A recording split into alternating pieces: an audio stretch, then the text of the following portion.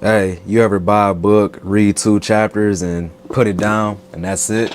Maybe you've got a whole shelf of aspirational reads just collecting dust. Or maybe you're stuck in that cycle. Stay strong in January, fall off by March, and by summer, you're like, wait, what was my goal again? If that sounds familiar, you're not alone, but here's the thing. Reading isn't just a hobby, it's a tool for mental freedom, personal discipline, and unlocking the kind of life you actually want. So I got y'all. We're diving deep into how to set reading goals that you're actually going to follow through and see through, not just for the sake of finishing books, but to transform your mindset and your habits and your life. Put your thinkers on. Most reading goals fail because they're built on vibes, not systems. You say, I want to read more this year, but what does that more mean? More than what? Compared to who? It's like saying, I want to get fit, but never defining what fit looks like for you. Without clarity, there's no direction. And without direction, your motivation's going to fade. Plus, we often set goals based on what we think we should do, not what we want to do. You get what I'm saying? You hear someone read 100 books a year and suddenly that's your benchmark. But if you're juggling work, family, and trying to have a social life, is that even realistic at that point? Probably not. And when you fall short of that, you feel like a failure. Not because you are, but because the goal was never tailored directly to you. Before you set any reading goal, ask yourself, what do I want to read more? Is it to gain knowledge in a specific area, to escape into different worlds, to improve your focus and discipline?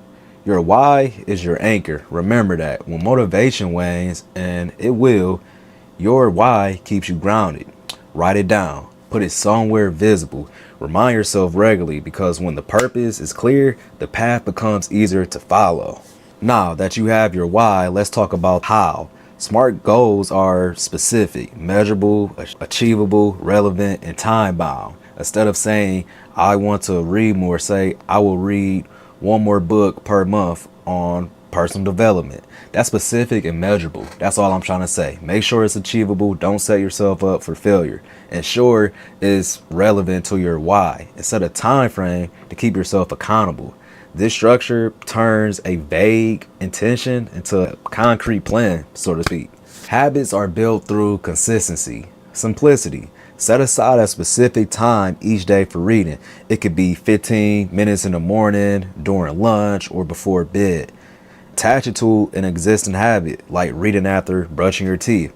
This will trigger some type of psychological cue where over time it becomes automatic. Also, create a conducive environment. Have a designated reading spot.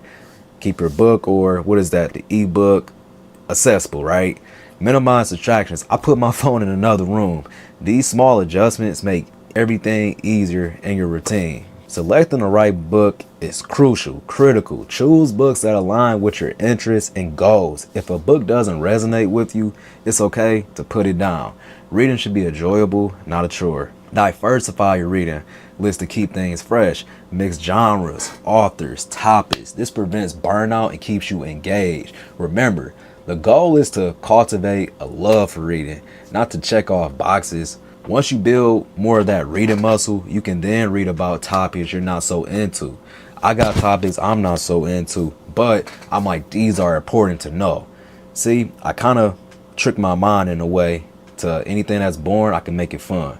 So monitoring your progress keeps you motivated. Use a journal, spreadsheet, or an app to log your reading.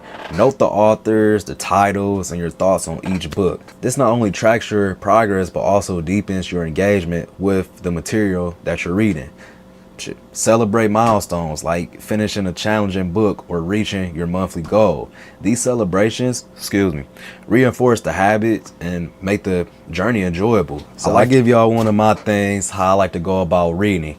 And there's different styles of reading. We'll break that into a different subject matter. But if you're reading to retain, this is my method. What I do is I'll read a book straight through, right? Read it straight through. And on the way of reading it straight through, if something catches my eye and its key points, I will highlight it. And then I go on Microsoft OneNote or Microsoft Note. I think that's what the software is called. And then I'll just put, oh, page number, I have, let's say for example, page number 5, 7, 8, 9, 31, 47. I have that. So once I complete that book straight through, I go back to that reference point of my software, well, Microsoft 1. I go back to Microsoft 1 and I say, okay, let me go back there. Then I had a physical book. I get my phone out. I take pictures of what was highlighted, copy and paste the test right into Microsoft 1. I know, genius, right? But that's what I do. I don't know if that'd be helpful to y'all, but I read to retain. I don't just read for just a good read. Nothing wrong with that because it's still beneficial. Accountability increases the likelihood of sticking to your goals. Share your goals with friends or join a book club. Discussing books with others add a social element that can enhance your experience. Alternatively, share your progress on social media. Posting reviews or updates can keep you accountable and connect with the community of readers. Remember, you don't have to do this alone. Community support can be a powerful motivator. Join my free Discord. Hey, it's modern times. Use apps like Goodreads or Bookly that can help you track your reading and provide recommendations. Even e-readers like the Kindle, what is it called? The Paperwhite, because it's convenient and it's portable. So just get on a schedule and you can reflect on this progress and choose the best tools that fit your lifestyle and preferences.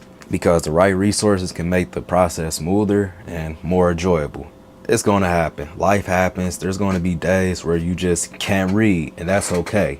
Don't let a missed day derail your progress. Be flexible with yourself and adjust your goals as needed. The key is consistency over time, not perfection. Practice self-compassion. Celebrate your efforts and don't be too hard on yourself when things don't go as planned. Remember, the journey is just as important as the destination. I feel weird if I go a day without reading. Personally, reading is more than a pastime. It is the journey to self-development, personal growth, and mental freedom. By setting intentional, realistic goals and building supportive habits, you can call it supportive habits, you can transform your reading experience. So choose your next book, set a goal. Hey, you know what it is. Don't be stuck and done forever. Let's learn and grow together.